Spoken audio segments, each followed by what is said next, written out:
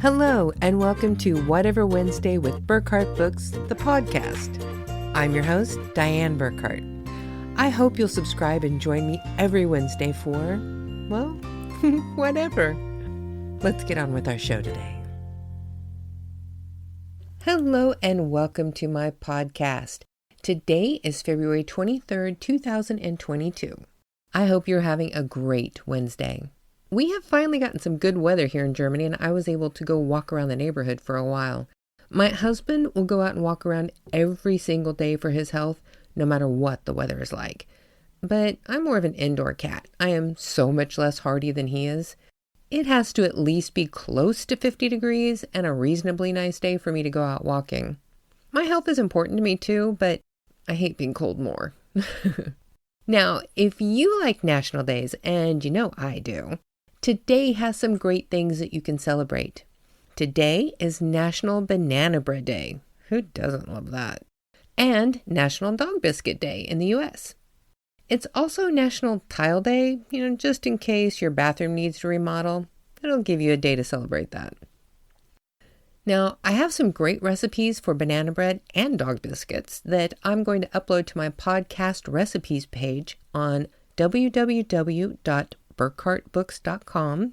And if you'd like to go there, you can find some great recipes that you can try out to celebrate today. I make some great banana bread. My husband always loves that. And the landlord's dog actually loved the dog biscuits I made last Christmas. My dog Shaggy did not like them quite as much, but he's kind of a picky eater. He's actually allergic to several typical dog foods like beef and pork. I didn't even know dogs could be allergic to things like that before we had him tested for allergies. He has a very sensitive stomach, so we try to keep his diet pretty simple. Now, today I was going to spend a lot more time talking about the recipes and banana bread and dog biscuits, but I really want to talk about something different that might be a little controversial. I want to talk about banned books. Now, some people might get offended by this podcast, and that is your prerogative, but it does not change my opinion on the topic. I hope that you will keep listening and keep an open mind and actually listen to these ideas that I'm about to share with you and consider them just for what they are, an exchange of ideas and not a lecture. You are always welcome to share your own ideas in the comments on my social media posts. I only ask that you keep them clean and respectful. Remember, young minds might actually be reading these posts, and I know we all want to set a good example for them. I mean, how else are children going to grow up to learn how to have healthy exchanges of ideas as adults unless we model it for them? So I really appreciate your help on this. Thank you in advance. It has been in the news a lot lately about how the school board of McMinn County, Tennessee, recently banned Maus, a Pulitzer Prize-winning graphic novel by Art Spiegelman. They said the reason for banning this book was because of 7 swear words and nudity. Let me say that again. For nudity. Now, for those who don't know, Maus is a graphic novel, which is drawn cartoons. This graphic novel is about the Holocaust. It uses cats to represent the Nazis in the story and mice for the Jews. It is a drawn cartoon book of cats and mice, and it was partially banned because of nudity. Nude cartoon mice. Yeah, I'm going to say that again. It was partially banned because of nude cartoon mice. There is so much I would love to say about that, but I try to keep these podcasts to about 20 minutes, and if I go down that rabbit hole, I will end up having most of my rant cut off by the hosting service for going over my time allotment. I will say this. As I was researching this topic, there seems to be a lot of similarities in the books that end up on banned lists. The most popular reasons seem to be racism, sexual orientation and identification, and taking a definite political stance. Here's the thing. As Americans, so many people are proud to say they would die to protect the right to bear arms. But why are so few people willing to stand up for the freedom of thought or expression unless it falls directly in line with their own thoughts and beliefs. America used to proudly proclaim itself to be the great melting pot because it was made up of so many different cultures. And now it seems like too many are trying to sanitize everything down into purified, bland versions of life and history. The good news is those pushing for this purification always seem to be just a very loud minority.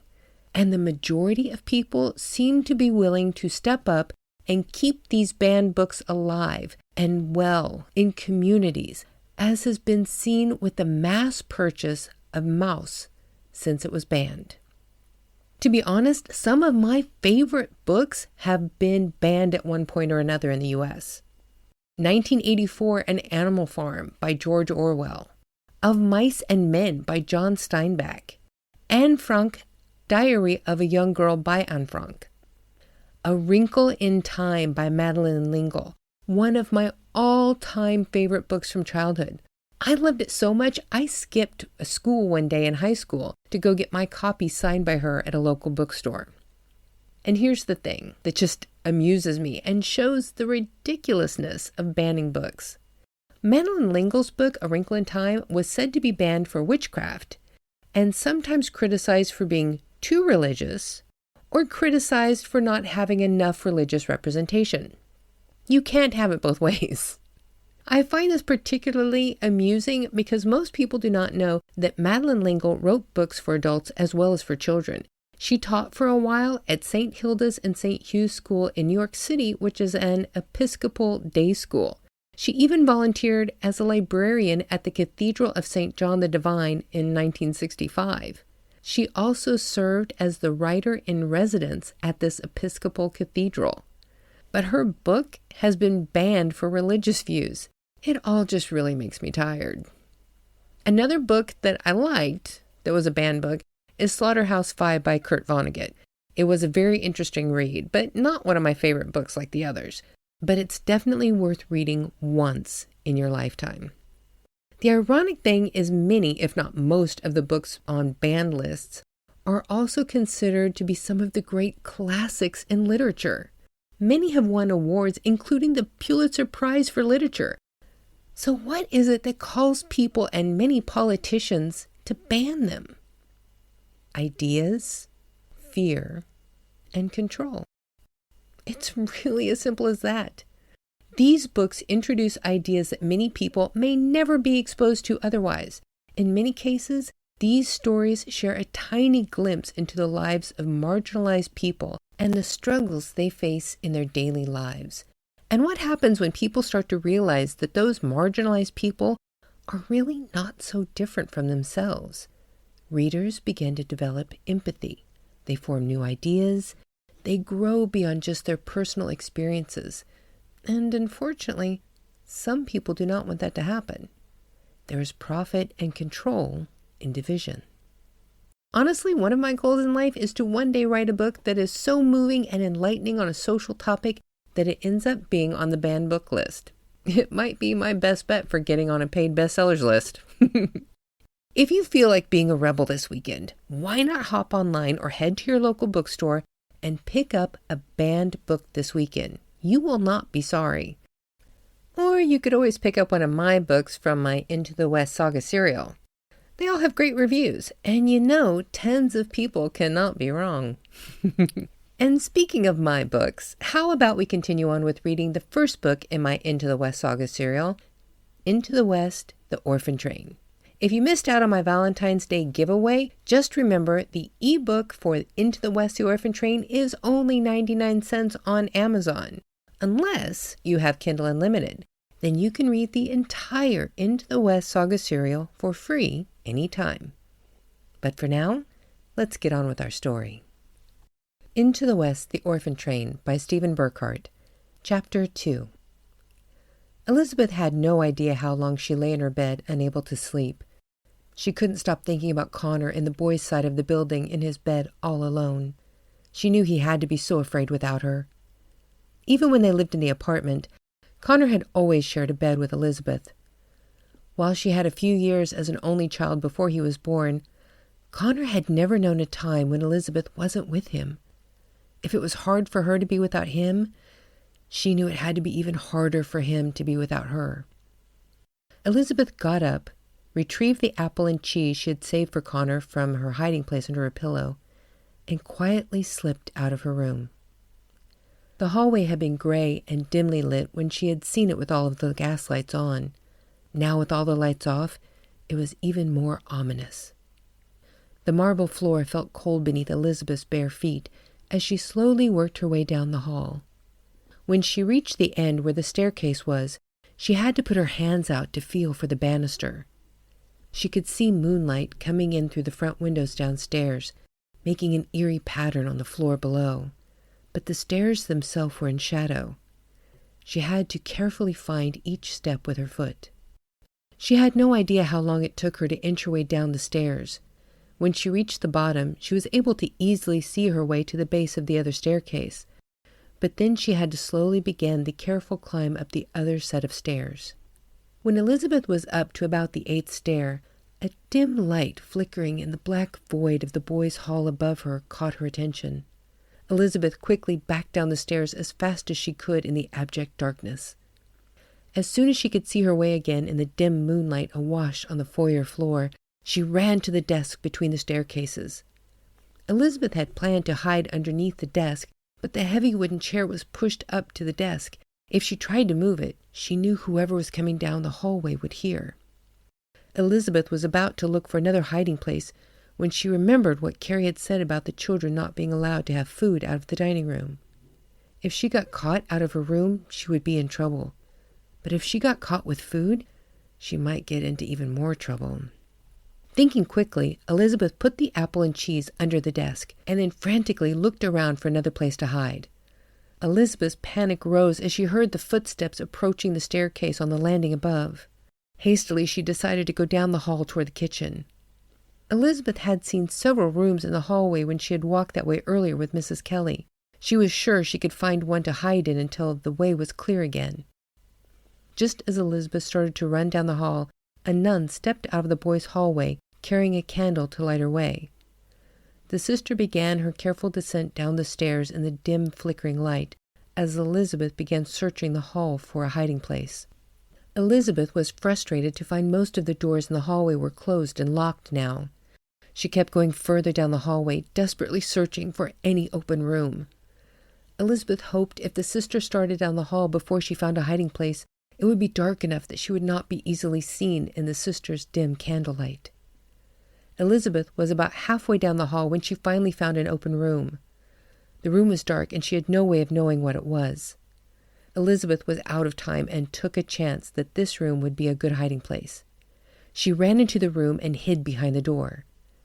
After a few minutes, Elizabeth could hear the sister's footsteps approaching the doorway. As the footsteps grew louder, Elizabeth tried to be as quiet and still as possible. Her bare feet were freezing on the cold marble floor, and she felt the building need to go to the bathroom. She closed her eyes and pressed herself against the wall.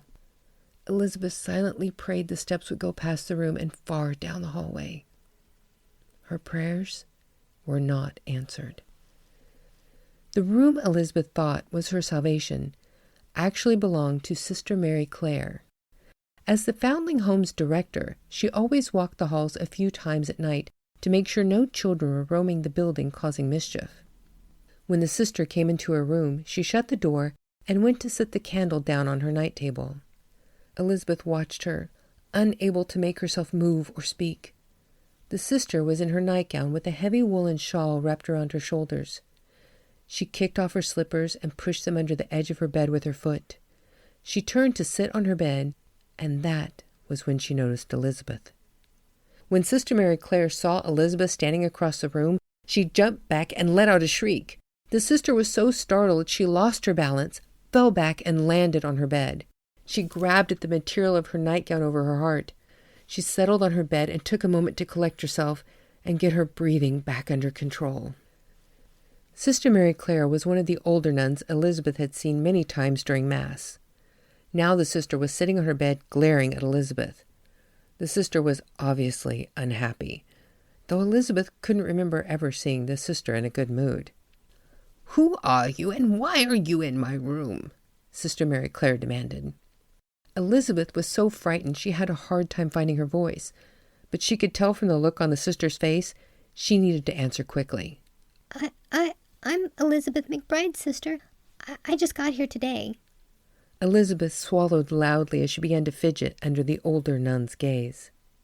"Well, now that answers who you are.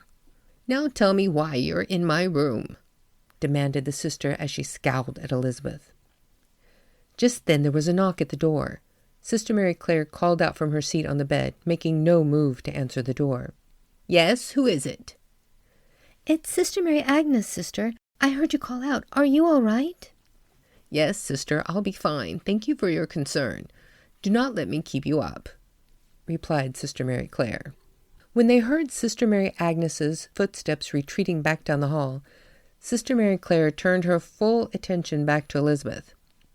"Do you have any idea who I am, Miss McBride?" Elizabeth shook her head no as she spoke. "No, sister." "Well, let me educate you, Miss McBride. I am Sister Mary Clare, and I am the director here at the Foundling Home, and children are never to be in my private quarters. Do you understand me?" demanded Sister Mary Clare. "Yes, sister. I'm sorry," said Elizabeth in a quiet voice. "Why are you in my room? Why are you even out of your bed?" asked Sister Mary Clare. Elizabeth knew she would get in trouble if she admitted trying to see her brother, especially after Mrs. Kelly had told her to wait until morning. She quickly thought of something that was, at least in part, true. "I'm sorry, sister, but I have to use the outhouse. I knew I wasn't going to make it until morning. I just couldn't find my way out. When I heard you in the hall, I got scared and hid in here," said Elizabeth, crossing her legs as she spoke. Standing on the cold floor was not helping the pressure she felt building in her bladder. Sister Mary Clare had a disgusted look on her face as she watched Elizabeth fidgeting across the room. She was sure if this girl made a mess in her room, she would never get any sleep tonight. "We do not have an outhouse here, Miss McBride. We use chamber pots. There is one in every room, so there is no reason for you to ever leave your room at night." "I'm sorry, sister. I didn't know," said Elizabeth. She desperately needed to relieve herself now and had started wiggling where she stood in an effort to keep from wetting herself in front of the obviously irritated sister. Elizabeth had a feeling this nun would be furious with her if she had an accident while standing in her bedroom.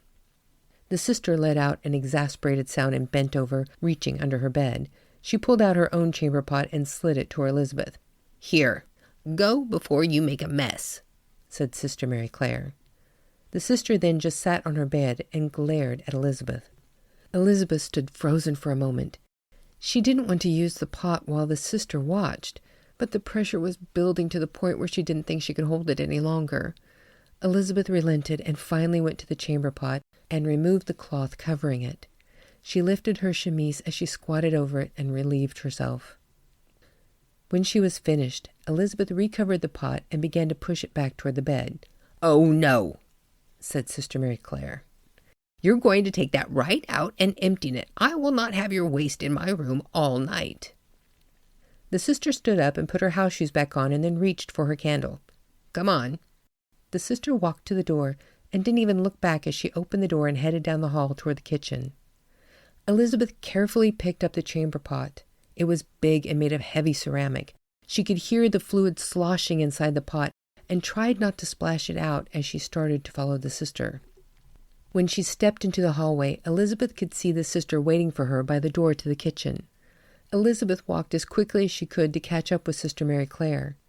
When Elizabeth reached the kitchen door, the sister held it open and ushered her in the room. She then shut the door behind them and went past Elizabeth again. The sister walked to a door at the back of the room where she stood again and waited for Elizabeth. When Elizabeth caught up to Sister Mary Clare this time, the nun opened the door once more and ushered Elizabeth outside. Elizabeth found herself in an alley behind the Foundling Home. The alleyway was illuminated by the light of the nearly full moon. A light frost glistened over everything in the small space, making the scene look slightly otherworldly, but did nothing to lessen the stale smell of rotting food scraps and other things. Elizabeth went up on her toes to try to keep her feet off the chilled ground as much as possible. Behind her, Elizabeth could hear Sister Mary Clare sigh heavily. The nun was obviously growing more impatient. "Well, dump it already, or are you waiting for an official invitation?" snapped the sister. Elizabeth jumped when the nun spoke and quickly looked around, trying to decide where to dump the pot. She didn't want to pick the wrong spot and make the sister even more angry.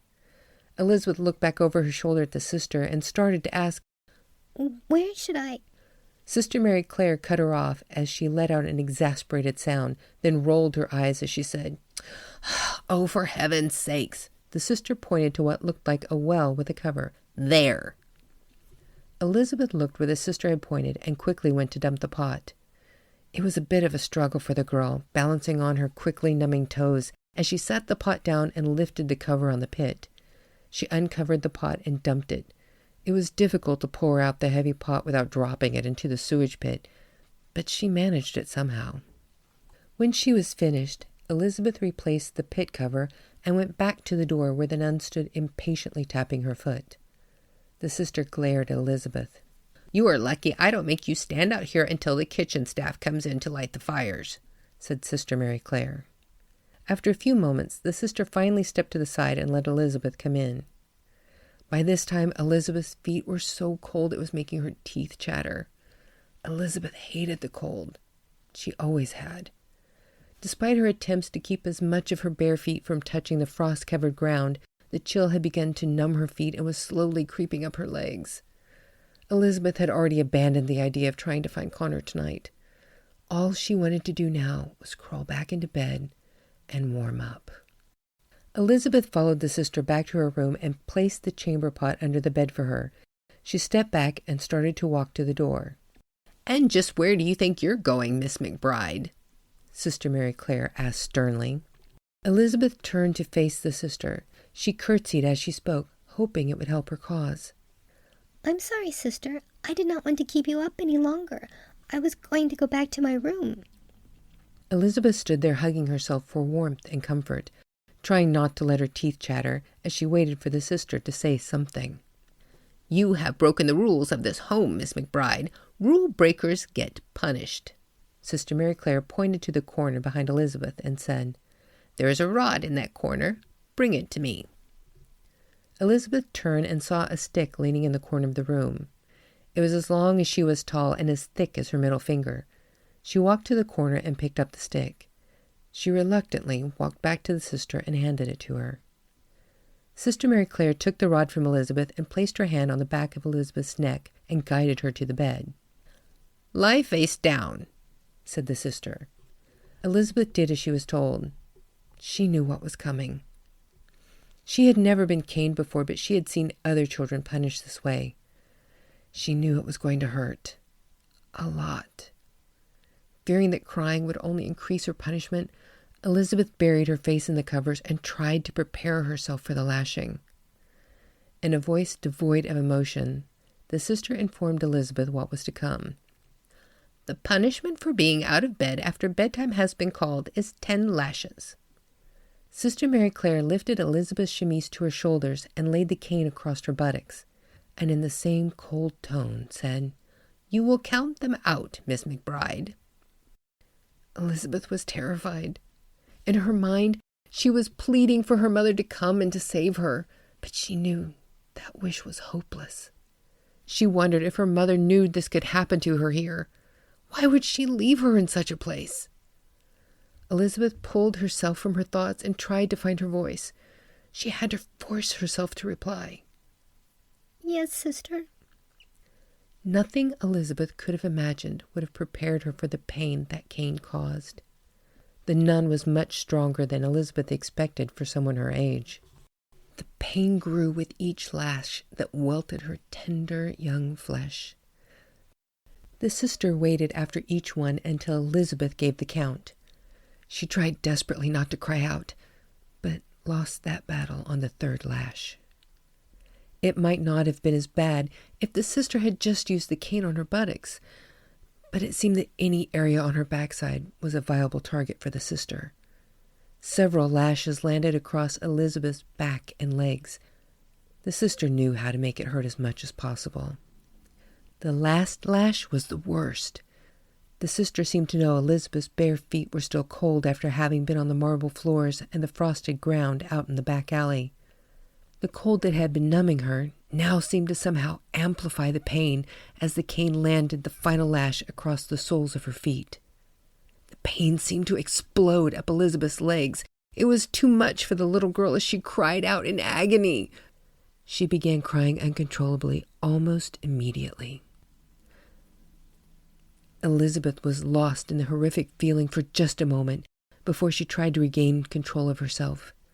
She was afraid if she didn't calm down, the sister would punish her more. Elizabeth tried to take slow, deep breaths, but the pain was more than she had ever felt before. The sister gave the girl no comfort, but instead just walked over and put the cane back in its place. Sister Mary Clare stood silently and waited for Elizabeth to calm down. She showed the girl no sympathy, no compassion. She just waited. It took several minutes, but Elizabeth was finally able to calm herself enough to ask the sister if she could get up. The sister said, "Yes." Elizabeth moved slowly, not sure how much everything was going to hurt. There were twinges of pain where she knew there would be bruises in the morning. Slowly, Elizabeth put her feet on the floor. She had a feeling walking barefoot back to her room was going to be the worst of it. She was right. When her feet touched the floor, the pain was startling. The shock of it stole her breath from her for a moment, but as she put more weight on her battered feet, she was grateful to find the cold floor was now actually somewhat soothing. It took some effort, but Elizabeth was finally able to stand in front of Sister Mary Clare. She did her best to curtsy and asked if she could go to her room. "We're not quite finished yet, Miss McBride." The sister clasped her hands in front of her and straightened her back as she looked down on Elizabeth. "You have taken your punishment, but now you must show your contrition." "Yes, sister," said Elizabeth quietly. Elizabeth wasn't sure what the sister expected her to do next. She didn't want to make any more mistakes tonight. She could not take any more lashes. It was difficult, but Elizabeth forced herself to speak up. If I may, sister, how do I do that?" she asked. The sister closed her eyes and took a deep breath. Without opening her eyes, she said, "You will kneel and pray for forgiveness for your atrocious behavior tonight, and you will ask for my forgiveness for disrupting my night." The sister made an unhappy noise and added, "Because of you, I will be lucky if I'm able to get any more sleep tonight before they call for morning prayers." Elizabeth slowly and carefully knelt on the floor and started her prayer by crossing herself. She wasn't sure if that was what she was supposed to do, but it was the way her mother had always done it. The sister didn't say anything, so she continued. Elizabeth asked for forgiveness for breaking the Foundling Home's rules and for causing the sister so much trouble. When she was done, the sister must have been satisfied with her words, or she was just too tired to bother with Elizabeth any more tonight, because she finally dismissed her. "I trust you can find your way back to your room," said the sister curtly. Elizabeth curtsied and said, "Yes, sister." Sister Mary Clare walked over to her bed, kicked off her house shoes once more, and climbed into bed. "I will also trust that you will remember this night, and we will never need to have a repeat of tonight's actions. The punishment for breaking the Foundling Home's rules increases with each misdeed. Do you understand what that means?" "Yes, sister," answered Elizabeth as her voice caught with emotion. She took a deep breath and continued, It means I will get more lashes next time." Elizabeth wanted to cry at the very thought of having to endure more lashes from this woman. "That is correct, Miss McBride," said Sister Mary Clare. She then leaned toward her night table and blew out her candle. "Go to bed, Miss McBride, and be sure to close my door behind you." Even though there was no light in the room for the sister to see her do it, Elizabeth curtsied again and said, "Yes, sister," one last time, and then left the sister's room as quickly as she could manage. Elizabeth went straight back to the desk to retrieve the apple and cheese she had hidden there. Walking was labored due to the pain in her feet and the rest of her body. She was sure she could feel exactly where each lash had made contact with her skin. Elizabeth was not hungry, but she forced herself to eat the apple and cheese on her way back to her room. She did not want to take the chance of anyone finding it, and she'd have to face punishment for that as well. When Elizabeth finally inched her way back to her room, she was exhausted. She crawled into bed and pressed herself as far back against the wall as possible. Burying herself in the covers, she prayed her mother would change her mind and come to get them in the morning. Elizabeth wrapped her arms around her pillow and hugged it close, buried her face into it to muffle the sounds, and cried until she fell into a deep, restless sleep. And this brings us to the end of Chapter 2, Into the West, the Orphan Train by Stephen Burckhardt. I hope you'll join me next Wednesday when we'll start with Chapter 3. Have a great Wednesday, everybody. Enjoy that banana bread and make some dog biscuits for your pet. If you have one, of course. Have a great Wednesday.